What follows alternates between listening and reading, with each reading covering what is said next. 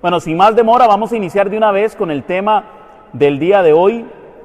Es un tema único. Para mí, personalmente, mi tema favorito. Porque, si bien es cierto, todo en la iglesia tiene un valor importante como doctrina, como enseñanza, este tema en particular es vital para un católico. El católico que entiende el tema del día de hoy no se va de la Iglesia Católica, simple y sencillamente porque no hay otra iglesia en todo el mundo que le pueda ofrecer esto. Hoy vamos a hablar sobre la Eucaristía, el sacramento de sacramentos, donde habita el cuerpo y la sangre de Cristo. Nosotros como católicos creemos firmemente que Cristo está presente en cuerpo, sangre, alma y divinidad en las especies eucarísticas del pan y del vino. Para nosotros no es algo simbólico ni representativo, es algo real, verdadero. Pero entonces, lo que se nos cuestiona a nosotros como católicos es justamente eso. La Eucaristía es algo simbólico, es algo representativo. Hoy vamos a responder a esa pregunta. ¿Es la Eucaristía simbólica? ¿Habló nuestro Señor Jesucristo de forma simbólica cuando instituyó la última cena? Bueno, vamos a iniciar de una vez y para eso vamos a recurrir a un texto bíblico que en cierta forma nos está hablando de la Eucaristía. Resulta que todos los cristianos creemos que Cristo Jesús, nuestro Señor, se encarnó. El Verbo de Dios se hizo carne, la palabra de Dios se hizo carne. Y en esta parte, pues, hablando del ecumenismo, ¿verdad? Tanto que le gusta a mucha gente, normalmente usted va y habla con un hermano no católico y usted le pregunta, ¿Cristo es Dios, sí o no? El 99% de ellos van a responder sí. ¿Por qué? Porque Juan 1.1 nos dice, en el principio era la palabra y la palabra estaba con Dios y la palabra era Dios. Para ellos y para nosotros, Cristo es Dios. Pero resulta que Dios, el creador del universo, es más, se lo pongo así, Dios, el que no cabe en el universo porque es más grande que Él, se hizo hombre. Tomó la forma de un hombre, se encarnó, dice el texto. Y por eso nosotros, creyendo firmemente en el milagro de la encarnación, que está basado en el Evangelio según San Juan, capítulo 1, versículo 14, que nos dice, y el Verbo de Dios se hizo carne y habitó entre nosotros. Es decir, que el Dios del universo, el Dios que no cabe en todo el universo, cupo en un cuerpo de hombre. Ese es un milagro en el que creen la mayoría de cristianos. Bueno, yo hoy vengo a hablarles de un milagro similar, de un milagro que se puede decir difiere muy poco el uno del otro, porque nosotros creemos que el Dios del universo, que tomó carne y sangre cuando se hizo hombre, tomó esa carne y esa sangre y tomó apariencia de pan y de vino. Es decir, Cristo Jesús, que se redujo a la forma de un hombre, ahora se ha reducido a la forma del pan y del vino eucaristizado. No es mucha la diferencia. Cristo Jesús, que es verdadero Dios y verdadero hombre, tomó la apariencia de pan y vino, pero cambió la substancia del pan y del vino por su substancia en su carne y en su sangre. Ese es otro milagro que la iglesia ha profesado y que le llama el milagro de la transubstanciación. ¿Qué es esa palabra tan extraña? El milagro de la transubstanciación. Bueno, la palabra transubstanciación viene de substancia, en primer lugar, y de transferir o transformar la substancia. Todas las cosas se componen de diferentes características. Por ejemplo, si yo tomo una manzana, yo llego y la veo y digo, parece manzana. Podría olerla, huele a manzana. Podría probarla, sabe a manzana. Y concluyo, es manzana. Es decir, yo concluyo por las características la esencia o la substancia de aquello que estoy viendo.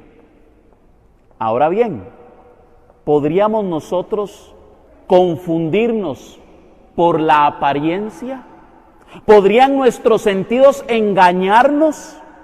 Para un científico posiblemente diga, no, nuestros sentidos no nos pueden engañar. Nosotros probamos, olemos, palpamos, es decir, bajo el método empírico, y llegamos a la conclusión de que aquello es en esencia, en substancia lo que es. Pero decía una vez un santo, ¿qué tal si yo miro algo que es de color marrón y otro lo ve morado y otro lo ve rojo porque resulta que era tornasol? Nuestros sentidos nos pueden engañar. Les voy a poner un ejemplo muy bonito. Eso me pasó a mí personalmente.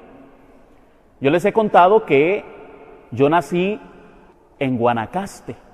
Mi familia toda es de Guanacaste. Mis padres, mi madre es de Guanacaste. A mí me trajeron muy de niño a San José, pero cada año me llevaban a pasear a Guanacaste. Un día me llevaron donde una tía mía muy especial y ella empezó a hacerme un cafecito.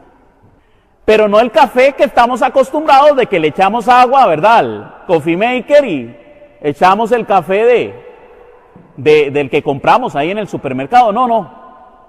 Ella agarró y empezó a tostar el café. Imagínese el olor. Empezó a tostar el café y luego de haber tostado el café, empezó a molerlo. Y ese olor que soltaba el cafecito, qué rico, ¿verdad? Empieza a moler el café delante mío. Yo estoy sentado, ¿verdad?, en una mesita de madera y ella está moliendo el café delante mío. Empieza a hervir el agua, pero no a hervirla en la cocina eléctrica, no. En cocina de leña. Y el que sabe de esto, sabe que el sabor de esa agua cambia totalmente. El café cambia totalmente. Me empieza a hervir esa agüita y delante mío, vea, me chorrea el cafecito, con el agua hirviendo hasta que así hacía ebullición ahí mismo donde lo estaba chorreando, y ese olor que se soltaba. Y para terminarla de acabar, en taza de loza, de esas de latita. Qué rico, calientitico. Agarro yo el café de mi tía y le hago aquí. Qué rico café, le digo yo a mi tía. Y me dice ella, no es café. ¿Cómo que no? Si yo lo estoy probando, yo lo estoy oliendo, claro que es café. Eso es lo que conocemos como café de maíz. Nuestros indígenas costarricenses le llamaban nesquesa. Porque en Costa Rica lo que se acostumbraba a hacer era el café de maíz o el Nesquesa, porque el café viene de Colombia, fue importado a Costa Rica, pero nuestros nativos lo que utilizaban era la Nesquesa, el café de maíz. Sabe muy similar al café, solamente que tal vez un poquito más ralito. Y como a mí me gusta el café así ralito, riquísimo me supo. Nuestros sentidos nos pueden engañar. Usted compra ahora un sobrecito de estos de alguna de estas marcas de fresco y usted le echa agua y le sabe a cas, le sabe a limón. Oiga, y usted voltea atrás y dice cualquier otra cosa menos el producto que usted cree que está tomando. Nuestros sentidos nos pueden engañar. Y lo mismo pasa en la Eucaristía. Nuestros sentidos nos engañan, pero la fe nos confirma. Ya no es pan, ya no es vino, sino que es el cuerpo y la sangre de Cristo. Amén. Posiblemente el tema del día de hoy, si usted lo ha creído toda la vida, hoy lo va a ver desde otra perspectiva. Y si usted nunca lo ha entendido o lo ha creído verdaderamente o ha pensado que es solamente simbólico, puede cambiar por completo su vida. Oiga lo que le estoy diciendo. Vamos a ir directamente entonces al texto en donde Cristo instituye la Eucaristía. Está en el Evangelio según San Mateo, capítulo 26, versículo 26 al 28. Dice así: mientras comían, Jesús tomó pan y después de dar gracias, lo partió y lo dio a sus discípulos diciendo: tomen y coman, esto es mi cuerpo. Después tomó la copa, dio gracias y se la pasó diciendo: tomen y beban todos de ella, esto es mi sangre, sangre de la nueva alianza, que es derramada por una muchedumbre para el perdón de los pecados. Palabra de Dios. Vamos a leerlo de nuevo, vamos a ver qué fue lo que dijo Cristo. Tomen y coman, esto representa mi cuerpo. Dijo eso. Esto se parece a mi cuerpo. Esto simboliza mi cuerpo. ¿Qué fue lo que dijo? Esto es. Algunas personas le van a decir a usted: sí, pero es que también Cristo dijo: yo soy el buen pastor, yo soy la puerta, yo soy la vid. Sí, es cierto. Cristo se comparaba con muchas cosas, pero decía: yo soy el buen pastor, yo soy la puerta. Pero no decía: esto es. Esto es. Cuando Él dice esto es, está diciendo: esta es la esencia, la substancia. Esto es mi cuerpo y esta es mi sangre. ¿Lo dijo Cristo o no lo dijo? Se lo voy a poner así. Yo no entiendo eso. ¿Cómo va a decir que eso es su cuerpo y esa es su sangre? No lo entiendo. Pero si Cristo lo dijo, yo lo creo y se acabó. Amén. ¿Por qué? Porque esto que Cristo está enseñando se acepta por fe. Nuestros ojos no lo ven, porque usted ve pan, sabe a pan, se siente como pan. Pero si Cristo dijo: esto es mi cuerpo y esta es mi sangre, yo le creo a Él antes que a cualquier otra persona que diga lo contrario. De los 4 evangelistas, hay 3 que nos hablan de la última cena, que describen esto con las mismas palabras: Mateo, Marcos y Lucas. Pero resulta que Juan no describe la última cena. De hecho, ustedes deben de saberlo bien, porque en la noche de Pascua, en Semana Santa, se lee el Evangelio según San Juan en esta misma parte. Y él lo que describe es el lavatorio de los pies. ¿Por qué Juan no hizo lo mismo que los demás evangelistas? ¿Por qué el apóstol San Juan escribe cosas diferentes a los otros apóstoles? Por una sencilla razón. Recuerden que San Juan es el último en morir. Posiblemente San Juan debió haber leído el Evangelio de Mateo, el de Marcos y el de Lucas. Cuando él ve estos tres evangelios, él se debe de preguntar, pero a ellos se les olvidó el lavatorio de los pies, importante para la humildad. Es decir, Juan lo ve desde un sentido teológico. Lo que ellos no han puesto y que es importante, yo lo voy a poner en mi evangelio.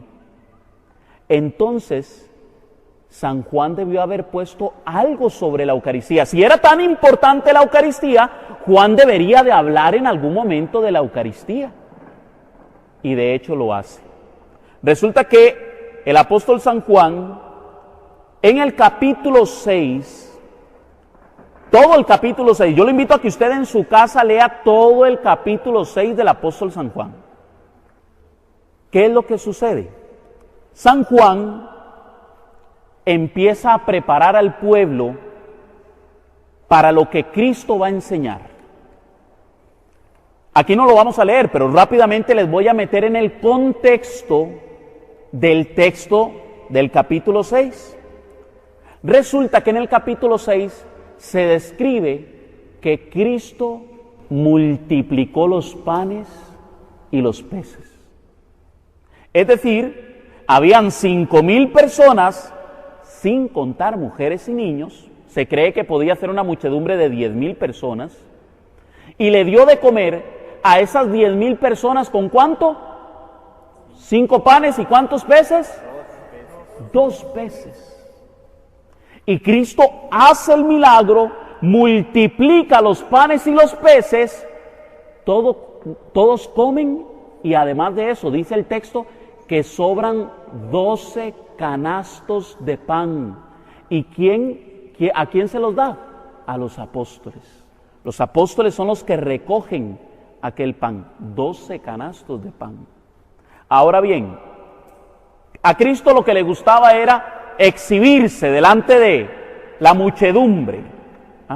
Es que Cristo seguro tenía como una visión de multitudes. ¿Les suena conocido? Y entonces Cristo hacía milagros y portentos para que las multitudes se inclinaran ante Él. Jesús era un milagrero que le gustaba exhibirse. De hecho, el apóstol San Juan solo describe 7 milagros y no les llama milagros, les llama señales. Cuando Juan habla de un milagro, lo que está apuntando es a una señal, a un signo. ¿Qué es lo que nos quiere dejar Cristo como enseñanza en la multiplicación de los panes? Él nos está diciendo, y le estaba diciendo al pueblo de Israel en ese momento, yo tengo el poder para multiplicar la materia. Yo tengo el poder para transformar la materia. Yo tengo todo el poder. De hecho, nos cuenta el Evangelio según San Marcos que no fue solo una vez que multiplicó los panes, sino 2 veces. Es decir, Cristo está dejando una enseñanza. Él tiene el poder para hacer lo que Él ha dicho. Inmediatamente después de esto, Jesús se le presenta a los apóstoles caminando sobre las aguas. ¿Qué era? Que a Jesús le gustaba impresionar a los apóstoles para que vieran, vea cómo camino. Cristo está abriendo la mente de los apóstoles para que sepan que Él tiene el dominio de toda la creación, que Él puede hacer con la creación lo que Él quiera, porque Él es Dios. Amén. Cristo estaba preparando al pueblo de Israel para una enseñanza que iba a dar. Resulta que el pueblo se le acerca a Jesús y le dicen, ¿qué milagro haces para que creamos en ti? Jesús les contesta: ustedes vienen a mí porque yo les he dado de comer pan. Comieron pan y andaban buscando otro milagrito de Jesús. Hay gente que anda como buscando solo milagros de Jesús. Solo eso le piden, milagros. Mucho cuidado, porque detrás de cada milagro hay una enseñanza que Cristo quiere darnos. Y resulta que el Señor les dice: vuestros padres comieron el maná en el desierto, pero murieron. ¿Qué era el maná? Un pan milagroso, era un pan que caía del cielo. Mucha atención. Ya era un milagro, pero Jesús les dice: yo les voy a dar un pan que quien lo coma no morirá. Imagínese usted la impresión de aquellos hombres. Seguro se pensaron: si este nos dio de comer pancito a 10,000 personas, debe de poder darnos un pancito que nos dé vida eterna. Entonces le dicen al Señor: danos de comer de ese pan. Y aquí es donde empieza el diálogo. En Juan capítulo 6, versículo 47, Jesús les contesta: en verdad les digo, el que cree tiene vida eterna. Yo le preguntaría: Señor, ¿el que cree en qué? Porque hay muchos que creen en Mahoma, en Buda o en otros dioses, pero el que cree en qué. Cristo les está diciendo: el que cree en esta verdad que yo les voy a enseñar va a tener vida eterna. Inmediatamente continúa el versículo 48: yo soy el pan de vida. Sus padres comieron el maná en el desierto y murieron. Este es el pan que baja del cielo, para que quien lo coma no muera. Palabra de Dios. Jesucristo dice: yo soy el pan de vida eterna. Aquellos habían comido el maná, pero murieron. En cambio, el que coma de este pan va a tener vida eterna. Vamos a ver a qué se refería el Señor, porque tenemos que leer el texto dentro del contexto. Versículos 51 y 53. Dice el Señor: yo soy el pan vivo bajado del cielo. Si uno come de este pan, vivirá para siempre.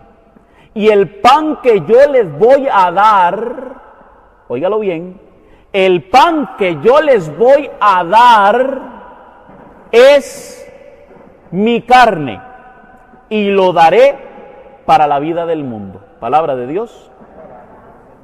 Yo pregunto: ¿cuál pan nos dio Jesús? Tomen y coman. Él nos dio de comer un pan. Y vea lo que Él dice: y el pan que yo les voy a dar es mi carne. Una vez más, Cristo dice: es mi carne, es mi sangre. Dice simbólico, representativo. Pero para que no quede duda, resulta que a Cristo no le querían creer. Entonces, nos dice el versículo 52, discutían entre sí los judíos y decían: ¿cómo puede éste darnos a comer su carne? Los judíos pensaban: Jesús es un simple hombre. Este no puede hacer lo que nos está diciendo. ¿Por qué? Porque parece hombre, se siente como hombre. Es más, en aquella época los calorcillos que daban, huele a hombre. Y cuidadito, porque los judíos se saludaban de beso, sabe a hombre. Y ellos concluían: es un hombre.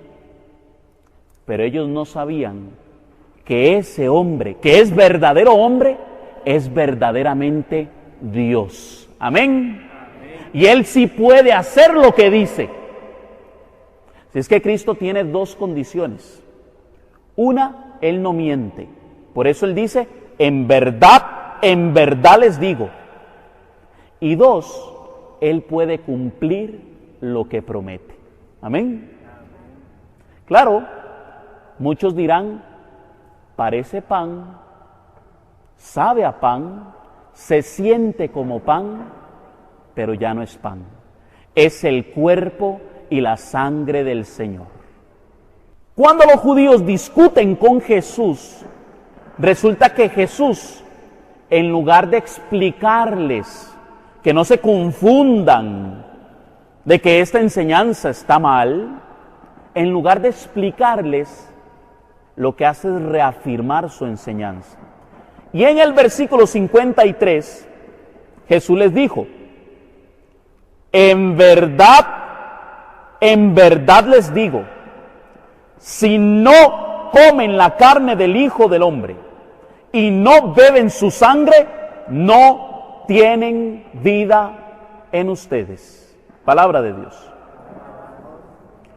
Cuando a Jesús lo cuestionan, le cuestionan su enseñanza, el apóstol San Juan utiliza una medida literaria, cambiando el verbo que Jesús está utilizando en el griego.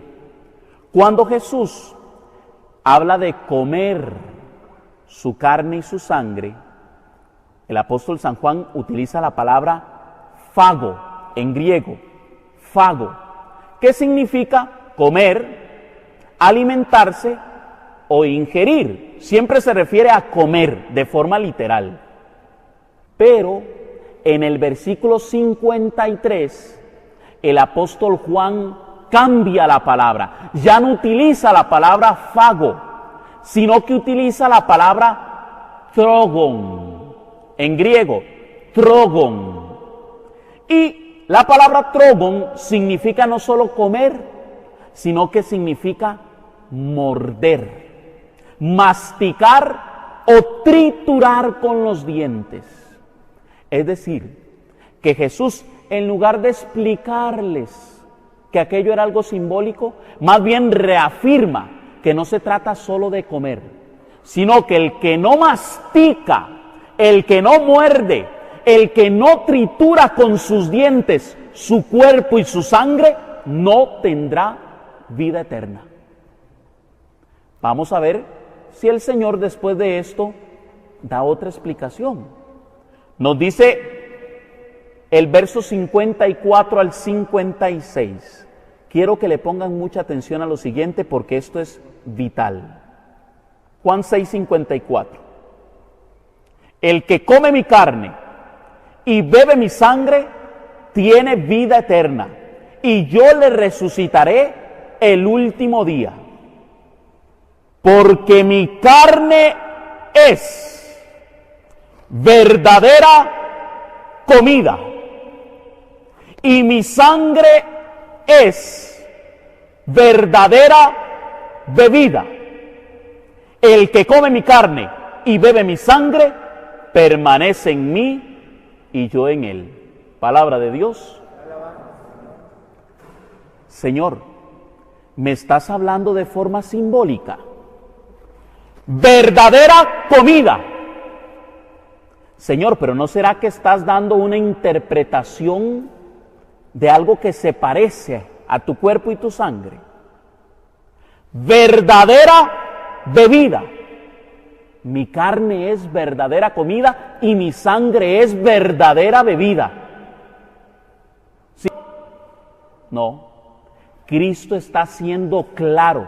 De hecho, solo en el Evangelio según San Juan repite más de 6 veces la palabra verdad. Y cuando Cristo hace una enseñanza una y otra vez, dicen los expertos en Biblia, que es que Cristo quiere dejar clara una enseñanza. Pero cuando Cristo la repite más de 3 veces, significa lo siguiente, importante, muy importante, esto es lo más importante. Cristo en esta enseñanza no lo repitió solo 3 veces, sino que por más de 40 versículos repite una y otra vez, mi carne es verdadera comida, mi sangre es verdadera bebida. El que no come mi carne y no bebe mi sangre no tiene vida eterna. El que come mi carne y bebe mi sangre tiene vida eterna, porque mi carne es verdadera comida y mi sangre es verdadera bebida. Una y otra vez, Cristo quiere dejar clara esa enseñanza. En el capítulo 6, versículo 59 del Evangelio según San Juan, dice el texto: esto lo dijo enseñando en la sinagoga en Cafarnaúm. Palabra de Dios. En este momento, San Juan acaba de concluir la enseñanza eucarística del Señor.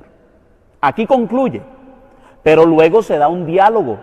Y resulta que hay personas que agarran ese diálogo para decir que Cristo estaba hablando de forma simbólica. Son pretextos, pero Cristo ya dejó de enseñar sobre su carne y su sangre. Y ahora les va a hablar a aquellos que empiezan a cuestionar esa enseñanza. Y nos dice el verso 60 al 62. Muchos de sus discípulos al oírle dijeron: es duro este lenguaje, ¿quién puede escucharlo? Pero sabiendo Jesús en su interior que sus discípulos murmuraban por esto, les dijo: ¿esto les escandaliza? Y cuando vean al Hijo del Hombre subir a donde estaba antes, palabra de Dios. Resulta que muchos de sus discípulos cuestionaban lo que Jesús decía. Dice el texto que ellos se preguntaban: qué duro que es este lenguaje. Hace algunos años hablaba yo con un amigo, él es protestante, todavía hoy día sigue siendo hermano esperado. Y yo le empecé a explicar la doctrina de la Iglesia Católica. Y él me escuchaba, pero no lo podía creer. Él decía: no, es que esto no puede ser. Y me dijo con estas palabras: qué difícil son estas enseñanzas. Y le digo yo: eso mismo dijeron los discípulos de Cristo cuando enseñó sobre la Eucaristía. Qué duro que es este lenguaje, qué difícil que es de aceptar esta enseñanza. Si es que Cristo no dijo que era fácil, no. Cristo quiere ver quiénes son los que de verdad tienen fe. Porque hay algunos por ahí que dicen que son sola fe. ¡Pep! Error. Los verdaderos de fe están en la Iglesia Católica. Porque aunque no ven el milagro, lo creen. Amén.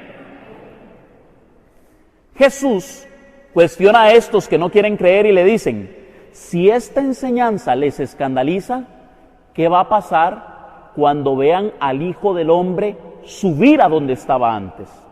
Cristo, ¿fue asunto a los cielos, sí o no? Cristo fue llevado al cielo. Bueno, Cristo está diciendo: así como yo voy a ser llevado delante de sus ojos, eso que yo acabo de decir es igual de verdadero. Sin embargo, a continuación el texto se vuelve complicado. Dice Juan 6:63 que Cristo les dijo a esas personas: el Espíritu es el que da vida, la carne no sirve para nada. Las palabras que les he dicho son espíritu y son vida. Palabra de Dios. Nos van a decir: ve, ahí está hablando de forma simbólica.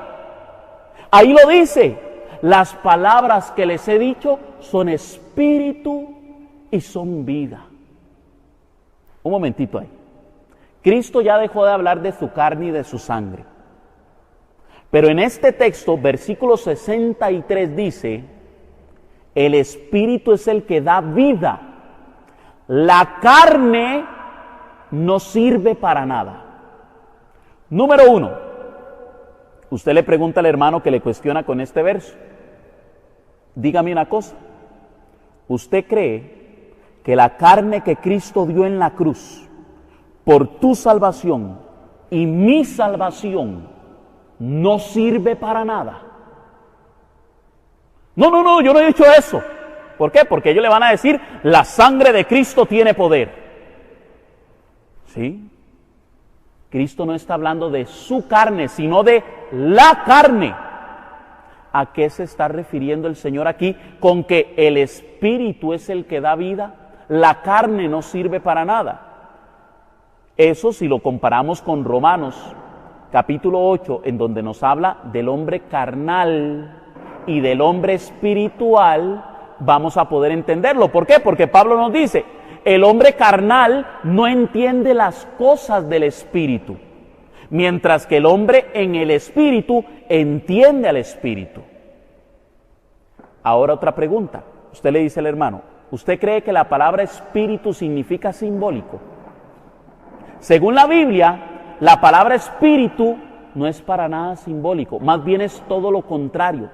Según la Sagrada Escritura, el Espíritu es algo más real que esta realidad. Pregúntele al hermano, ¿el Espíritu Santo es simbólico o no? No, ¿cómo va a ser simbólico? Porque cuando la palabra de Dios dice Espíritu, se está refiriendo a algo real. Aquí Cristo no está utilizando palabras simbólicas. No, lo que les está diciendo es, carnales, ustedes no entienden esta enseñanza porque no son espirituales. De hecho, si usted sigue leyendo el contexto, eso es lo que dice. Versículo 64. Pero hay entre ustedes algunos que no creen, porque Jesús sabía que desde el principio quiénes eran los que no creían y quién era el que lo iba a entregar. Y decía, por esto les he dicho que nadie puede venir a mí si no se lo concede el Padre. Palabra de Dios. Es decir, no cualquiera puede entender esta enseñanza, solo aquel al que el Padre se lo ha revelado. ¿Y a través de quién lo revela el Padre? A través del Espíritu. Amén. Noten lo que dice el versículo 64. Jesús sabía desde el principio quiénes eran los que no creían y quién era el que lo iba a entregar. Dicen algunos teólogos, esta enseñanza que Cristo ha dado puso a dudar a Judas y por eso se apartó de Cristo.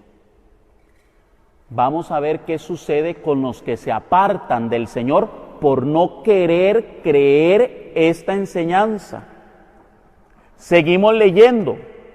Seguimos en el Evangelio según San Juan, capítulo 6, versículo 66. Juan 6, 6. Desde entonces, muchos de sus discípulos se volvieron atrás y ya no andaban con él. Palabra de Dios. Qué curioso, porque no estoy diciendo que esto sea doctrina de la iglesia, porque no, de hecho los capítulos y los versículos fueron agregados muchos años después, no por católicos. Los capítulos fue un rey protestante y los versículos fue como un conjunto, una sociedad entre católicos y no católicos. Pero da la casualidad, el 666 se repite aquí, en el capítulo 6, versículo 66. Y el mismo San Juan, en su primera epístola, cuando usted llega al final de su primera epístola, dice, han venido muchos anticristos. Ustedes saben quiénes son, porque eran de nosotros y ya no están con nosotros. Qué duro es este lenguaje. ¿Quién querrá escucharlo? Esos se fueron. Jesús se voltea a los 12. Oiga lo que acaba de suceder. Lo acaba de abandonar la muchedumbre. No, si a Jesús no le gusta la visión de multitudes, a Cristo no le interesan las muchedumbres, Cristo le interesa el que crea en su enseñanza, punto. Y vean que tanto es así que dice la Escritura que Jesús le dijo a los 12. Oiga, si Cristo estaba hablando de forma simbólica, en este momento era cuando Cristo debiera de explicarles. ¿Recuerdan la parábola del trigo y la cizaña? Dice la Escritura que Jesús le hablaba al pueblo, a la muchedumbre, en parábolas, para que no entendieran. Pero a sus discípulos les explicaba. El trigo significa, la cizaña simboliza, los segadores son los... Cristo les explica a los apóstoles cuando está hablando de forma representativa. Pero aquí Jesús, en lugar de llegar y desesperarse porque lo ha abandonado la muchedumbre, le dice a sus apóstoles: también ustedes quieren marcharse. Y eso es lo que hoy nos quiere preguntar el Señor. ¿También ustedes quieren marcharse? Han habido muchos que se han ido de la Iglesia Católica. ¿Ustedes quieren irse? ¿Quieren creer en las palabras de Cristo o no quieren creer en ellas? Nosotros, por supuesto, al igual que Pedro, contestamos en el versículo 68 y 69. Señor, ¿a dónde iremos? Si solo tú tienes palabras de vida eterna y nosotros creemos y sabemos que tú eres el Santo de Dios. Palabra de Dios. Solo tú tienes palabras de vida eterna. Yo me imagino a Pedro en esa circunstancia diciéndole al Señor: yo no entiendo nada de lo que usted está hablando, Señor. Pero si usted me dice que hay que comer su carne y su sangre, dígame a dónde lo muerdo. Él le creía porque era el Señor, porque él dice: nosotros creemos y sabemos que tú eres el Santo de Dios. Pedro creía por fe, eso no lo entendía. Yo me imagino que en la última cena, cuando Cristo dijo: esto es mi cuerpo, esta es mi sangre, Pedro hasta que hizo: ya le entendí. Ahora sí, aquel pan y aquel vino ya no es pan y ya no es vino, es el cuerpo y la sangre de Cristo. Amén. Vamos a ver entonces qué creyeron los primeros cristianos, porque si esto es lo que enseñan los apóstoles en los evangelios, deberíamos de preguntarnos: ¿será que esto también lo creyeron los demás discípulos? Nos dice el libro de los Hechos en el capítulo 2, versículo 42. Este texto es maravilloso, ¿saben por qué? Porque es un signo claro de cómo era el culto que celebraban los primeros cristianos. Vamos a ver si era un culto al estilo pentecostal o si era un culto al estilo católico. Nos dice el libro de los Hechos, capítulo 2, versículo 42.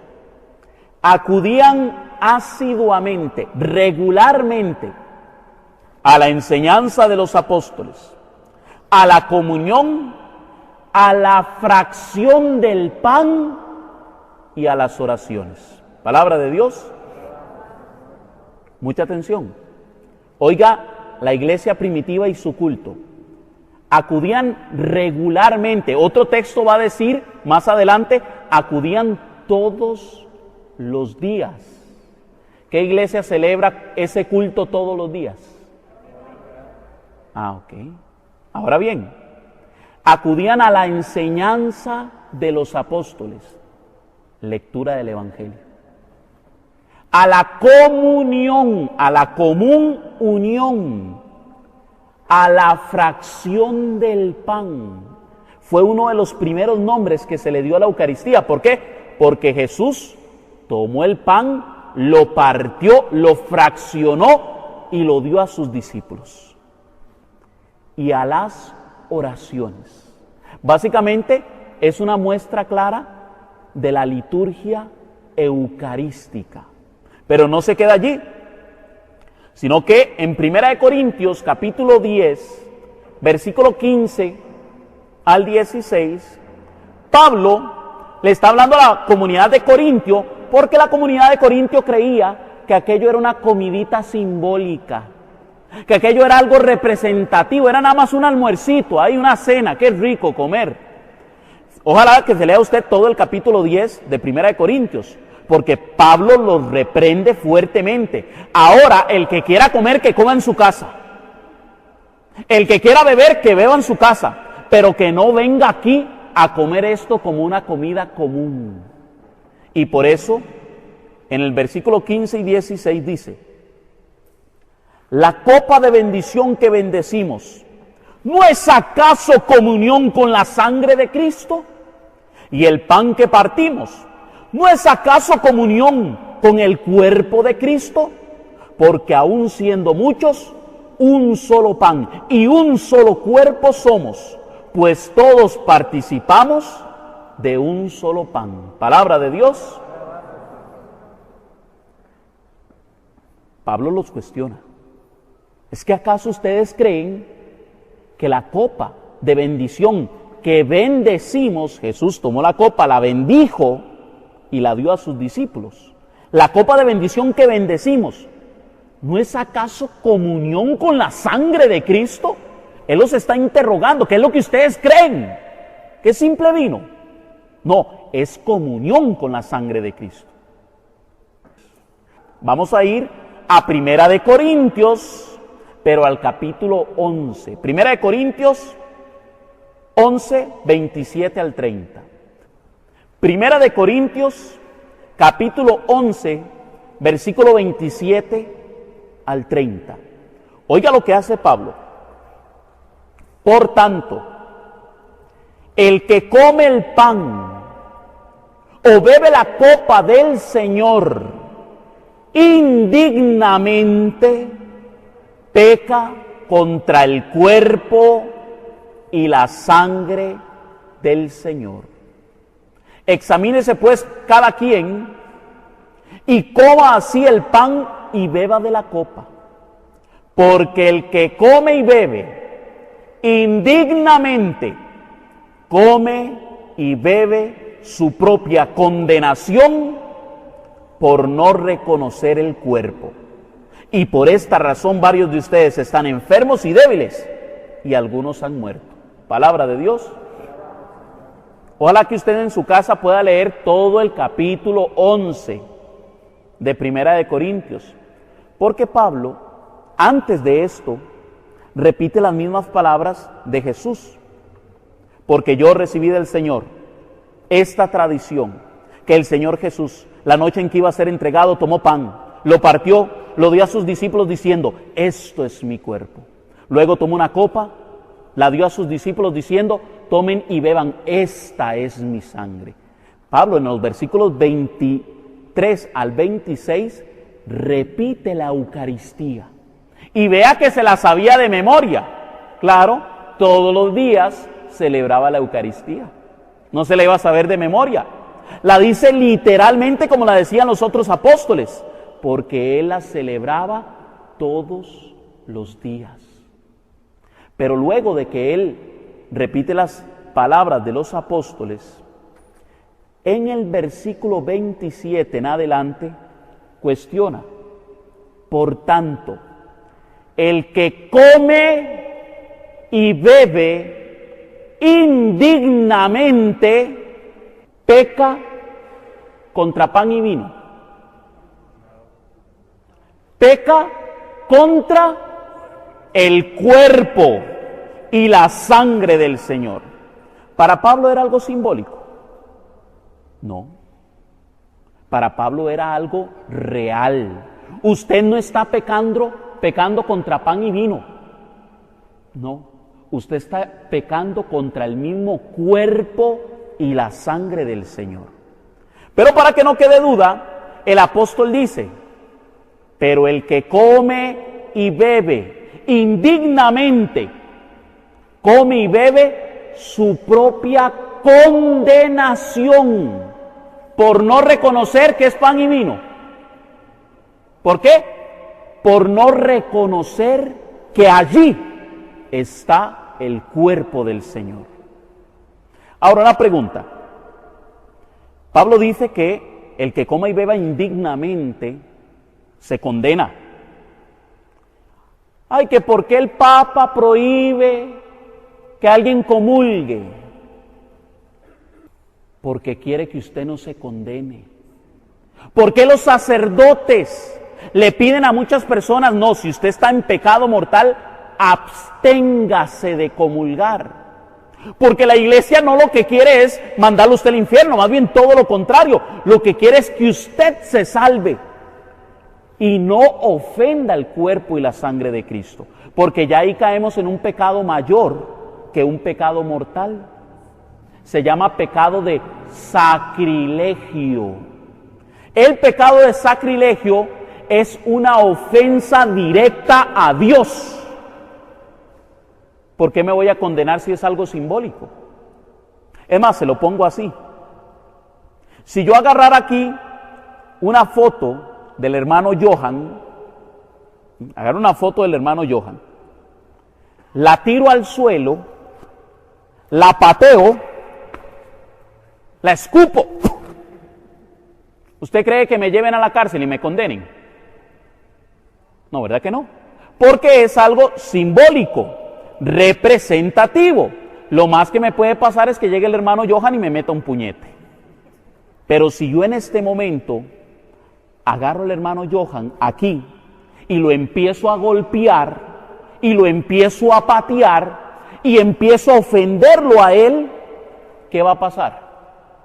Va a venir la fuerza pública, muchos de ustedes se van a oponer, por supuesto, y me van a condenar por intento de homicidio. Me condenan, porque ya no estoy ofendiendo algo simbólico, sino que estoy ofendiendo a una persona real. De eso es lo que está hablando aquí Pablo. Cuando usted come y bebe del cuerpo y la sangre del Señor indignamente, está comiendo su propia condenación por no reconocer el cuerpo. Me encanta cómo lo vierte Pablo, porque él dice, examínese pues cada quien, cada cual, sobre lo que está haciendo. Uno de los primeros pasos para una buena confusión es examen de conciencia. Si es que la iglesia es madre y maestra, la iglesia nos enseña bien. ¿Usted quiere comulgar? Bueno, vaya, confiésese. Confiese sus pecados mortales y luego reciba del cuerpo y la sangre del Señor. Amén. Muy bien. Vamos a ver entonces algunas profecías y el cumplimiento de ellas en la Eucaristía. Malaquías 1:11. Oiga lo que dice Malaquías 1:11. Pues desde donde sale el sol hasta el poniente, grande es mi nombre entre las naciones, y en todo lugar se ofrece a mi nombre un sacrificio de incienso y una oblación pura. Pues grande es mi nombre entre las naciones, dice Yahvé Sabaoth. Palabra de Dios. Mucha atención. Dice que desde donde sale el sol hasta el poniente, en todo el mundo, en todas las naciones, se ofrece un sacrificio de incienso y una oblación pura en todo el mundo. Y oiga lo que le voy a decir, hermano. Aquí en la Iglesia Católica, a nivel mundial, cada 4 minutos se está elevando en el altar a Cristo Eucaristía. Pues desde donde sale el sol hasta el poniente. Grande es mi nombre entre las naciones, y se ofrece un sacrificio puro. Solo en la Iglesia Católica se cumple esta profecía, porque los judíos terminaron de ofrecer sacrificios. Ya en el pueblo judío no se puede ofrecer sacrificios porque no está el templo, pero en la Iglesia Católica ese sacrificio de Cristo en la cruz como Cordero de Dios que quita el pecado del mundo se ha derramado aquí en la Iglesia Católica a través del sacrificio de la cruz, cuerpo y sangre de Cristo que son ofrecidos en la cruz, pero que también son ofrecidos como alimento de vida eterna en el cuerpo y la sangre del Señor. Amén. Oiga esta, mi hermano. Esta, si usted ha estudiado apologética, esta nunca la ha escuchado. Zacarías capítulo 9, versículo 15. Oiga lo que dice. Yahvé de los ejércitos será su escudo. Pisotearán triunfantes a los malvados. Beberán sangre como si fuera vino, y quedarán repletos como la copa del sacrificio o como los cuernos del altar. Palabra de Dios. Beberán sangre como si fuera vino. Es que ya no es pan, ya no es vino, es el cuerpo y la sangre del Señor. Amén. Y esta última está buenísima. Apocalipsis, capítulo 2, versículo 17. Apocalipsis 2, 17. El que tenga oídos, oiga lo que el Espíritu dice a las iglesias. Al vencedor le daré maná escondido, y le daré también una piedrecita blanca, y grabada en esa piedrecita un nombre nuevo que nadie conoce, sino el que lo recibe. Palabra de Dios. Dice que les va a dar un maná escondido, algo oculto, misterioso. Vuestros padres comieron el maná en el desierto, pero murieron. El pan que yo les voy a dar es un pan de vida eterna, dice el Señor.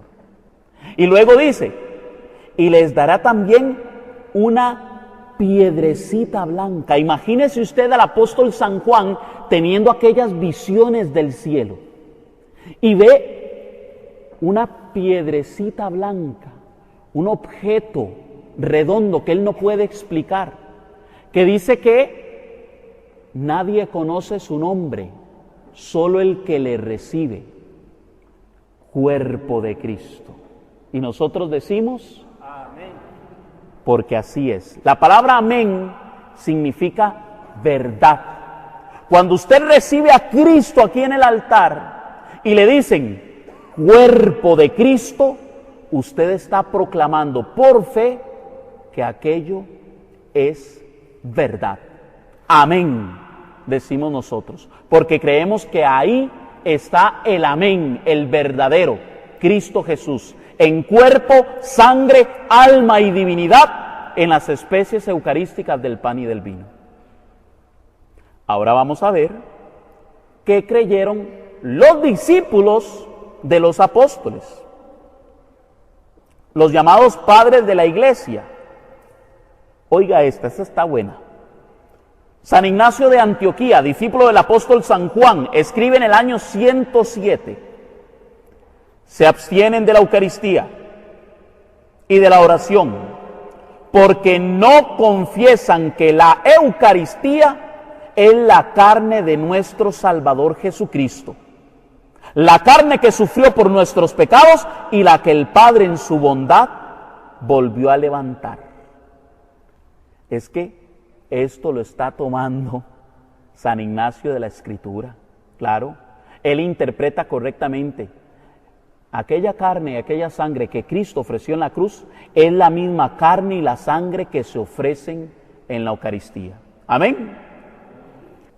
Otro padre de la iglesia, esta está mejor. Oiga, póngale atención, porque si usted quiere saber verdaderamente cómo era el culto que celebraban los primeros cristianos, este texto es mortal. San Justino Mártir, el cual fue un gran apologista laico, él no era religioso, él era laico, como todos ustedes y yo, fue uno de los primeros apologistas. En el año 150, es decir, hace escasos 50 años, ha muerto el apóstol San Juan.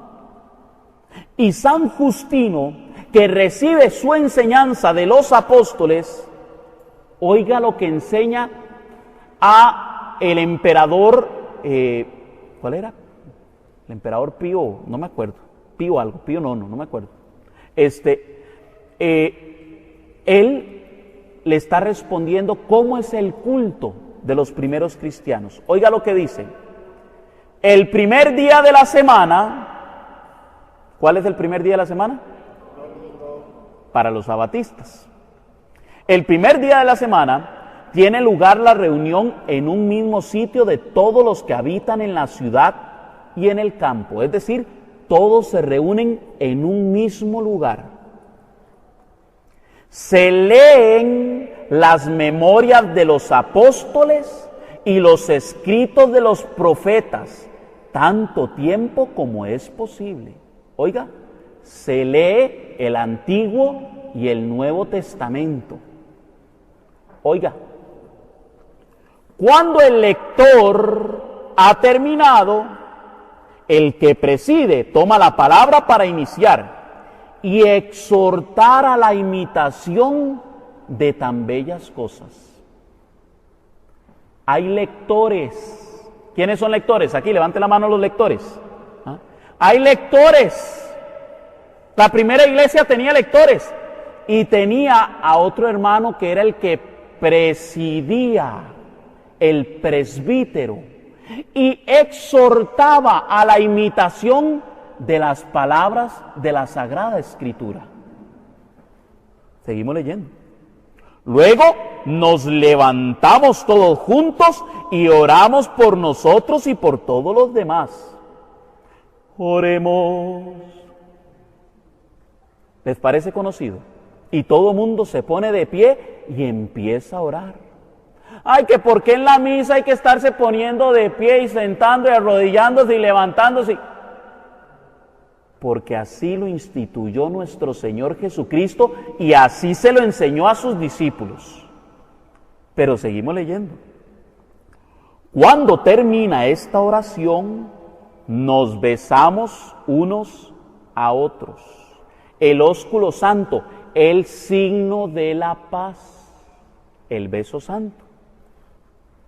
Luego se lleva al que preside a los hermanos pan y una copa de agua y vino mezclados. El presidente los toma y eleva alabanza y gloria al Padre del universo por el nombre del Hijo y del Espíritu Santo y da las gracias. ¿Les parece conocida esta oración? ¿Ah? Por Cristo, con Él y en Él, a ti Dios Padre Todopoderoso, en la unidad del Espíritu Santo, todo honor y toda gloria por los siglos de los siglos. Vamos a ver si es cierto. Dice el texto, para que seamos juzgados dignos de estos dones, cuando termina las oraciones y acciones de gracia, todo el pueblo pronuncia una aclamación diciendo, diciendo, a eso se le conocía en el primer siglo como el gran amén. Pero no se queda allí. Cuando el que preside ha hecho la acción de gracias y el pueblo le ha respondido, los que entre nosotros se llaman diáconos distribuyen a todos los que están presentes pan y vino eucaristizados, y los llevan a los ausentes. La tarea que tenían los diáconos hoy día fue transferida a lo que conocemos como los ministros extraordinarios de la Santa Comunión. Mi señor padre es ministro extraordinario y todavía hoy día yo veo cómo él lleva ese pan y ese vino eucaristizados a los que no están presentes, a los enfermos, a los ancianos o a los que por alguna razón no pueden ir a la misa. El cuerpo y la sangre de Cristo llega hasta donde están ellos. Amén. Solo en la Iglesia Católica se ve esto. Solo la Iglesia Católica practica el mismo culto que practicaban los primeros cristianos.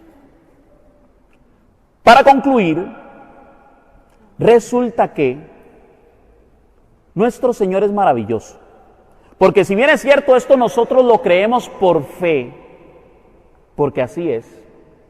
Dijo el Señor al apóstol Tomás. El apóstol Tomás no quiso creer en la resurrección del Señor. Pero Jesús le dijo a Tomás, ven, meta su mano en mi costado y sus dedos en las llagas de mis manos y cree. Mas dichosos aquellos que crean sin haber visto. Nosotros hemos creído sin haber visto un milagro, pero creyendo que se hace un milagro. Creemos que ahí hay un milagro, que en ese altar ese pan y ese vino se convierten en el cuerpo y la sangre del Señor. Pero resulta que nuestro Señor sabe que también habemos algunos Tomás, que no queremos creer si Él no se nos aparece. Y resulta que así lo ha hecho el Señor. En el año 700 después de Cristo, hubo un milagro increíble. Un sacerdote católico dejó de creer que en aquel pan y en aquel vino estaba verdaderamente presente el cuerpo y la sangre de Cristo. Este sacerdote dijo, esta va a ser mi última Eucaristía. Y literalmente después de esto voy a colgar la sotana. Ese hombre en aquel momento tomó el pan, lo bendijo y dijo, esto es mi cuerpo, esta es mi sangre.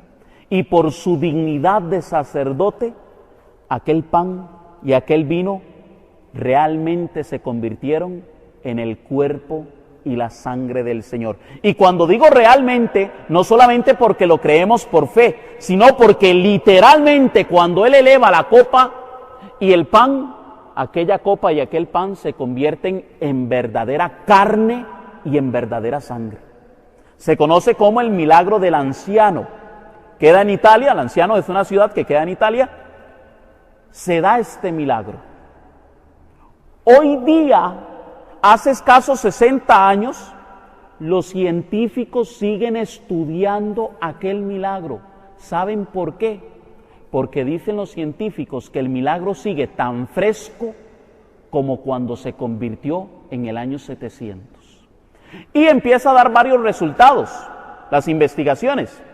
Número 1, es un corazón humano. Número 2, aquel pan y aquella carne se fusionaron. Si ustedes ven la imagen, la orilla es el pan, pero en el centro se ha convertido en carne. Los científicos se preguntan, ¿cómo es posible que se pueda fusionar pan y carne y que sean una misma cosa? Todavía hoy día no se tiene la tecnología para reproducir ese mismo milagro y posiblemente nunca lo van a tener. Además, el tipo de sangre es AB, un tipo de sangre muy poco común, pero muy común en la región de Israel, Jerusalén. Los judíos predomina mucho este tipo de sangre. La muestra daba que contenía altos niveles de bilirrubina. ¿Recuerdan aquella canción de Juan Luis Guerra? Me sube la bilirrubina. Él dice, me sube la bilirrubina porque hay una enfermedad que se conoce como la enfermedad del amor. Se sufre por amor y se termina dando esta enfermedad que se llama bilirrubina, muestra de que Cristo estaba enfermo de amor por ti y por mí. Pero además, la bilirrubina en la sangre sube cuando una persona ha sido torturada. Muestra de que el propietario de aquel corazón había sido fuertemente lesionado. Pero esto no se queda allí. Resulta que hay otro milagro que se da en el año 95-96. Un ateo científico viene a la Iglesia Católica a demostrar que los milagros en la Iglesia Católica son falsos, pero termina convirtiéndose a la Iglesia Católica cuando se da cuenta que los milagros son verdaderos. Y por eso vamos a ver por 5 minutos el testimonio de este científico que nos viene a hablar de lo que sucedió en aquel lugar.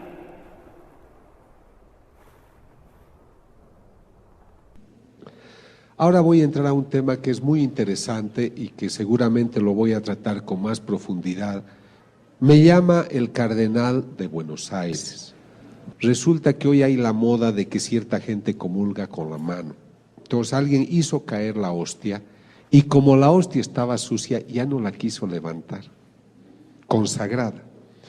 Entonces alguien le avisa al sacerdote, el sacerdote la toma y la pone en esta fuente y la deposita en agua para que se disuelva, que es una norma que ellos tienen y luego la echan en una plantita. A los 5 o 6 días que estaba en el tabernáculo, abre el tabernáculo y ve que en vez de haberse desintegrado hay unas manchas rojizas.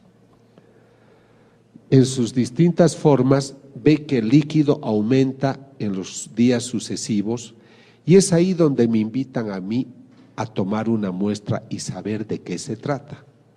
Yo viajo a Norteamérica, a unos laboratorios de California, llevando esta muestra. Yo no les digo esto viene de una hostia. El estudio a ciegas consiste, señores laboratoristas, tengo esta muestra, analícenla. ¿Cuál es el resultado? Doctor, la muestra que usted ha traído es músculo del corazón, músculo del miocardio, del ventrículo izquierdo. Entonces, este profesor es un profesor muy famoso, el profesor Tsugibe.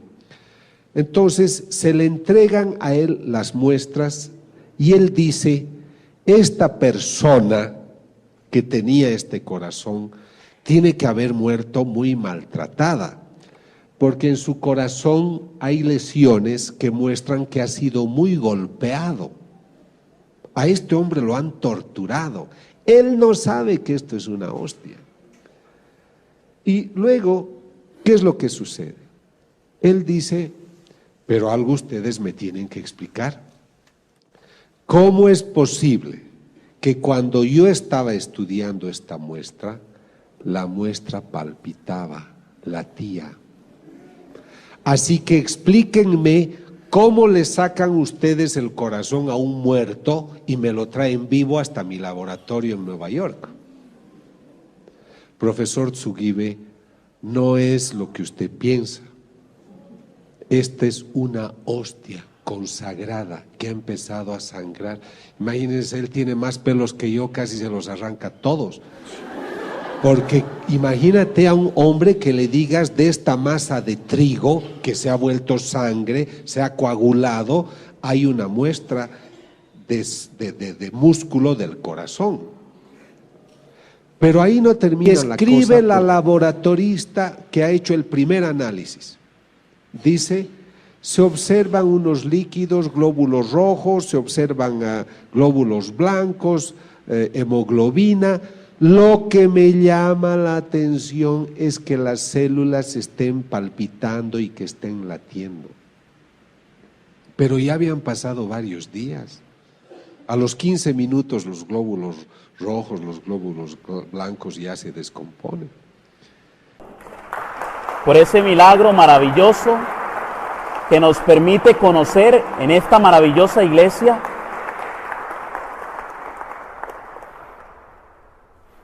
Bien, hermanos, este milagro nos habla de algo más grande todavía, porque Cristo no nos da de comer solamente su cuerpo y su sangre, sino que nos da de comer su propio corazón, signo del amor que Él nos tiene. ¿Y sabe qué es lo más maravilloso, hermano? Que todavía hoy día se puede demostrar hasta con la ciencia que ese corazón amoroso de Cristo sigue palpitando de amor por ti y por mí. Cristo es tan bueno con nosotros que ha querido reducirse a la forma de un pan y de un vino para poder darnos un beso de amor en la Eucaristía. Ese Cristo amoroso se va a hacer presente aquí en este momento. Y como dice la Escritura, que ante el nombre de Cristo toda rodilla se tiene que doblar, hoy yo quiero invitarlos, queridos hermanos, para que doblemos rodillas delante del Rey de Reyes, delante del Señor de Señores. Para siempre sea alabado mi Jesús sacramentado. Para siempre sea alabado mi Jesús sacramentado. Para siempre sea alabado mi Jesús sacramentado. En el cielo y en la tierra, en toda parte y lugar, alabado sea el santísimo sacramento del altar, y María es concebida sin pecado original. Bendito, bendito, bendito sea Dios. Los ángeles cantan y alaban al Señor. Los ángeles cantan y alaban al Señor. Creo, Jesús mío, que estás en el altar, oculto en la hostia, te vengo a adorar. Oculto en la hostia, te vengo a adorar. Bueno, sin más demora.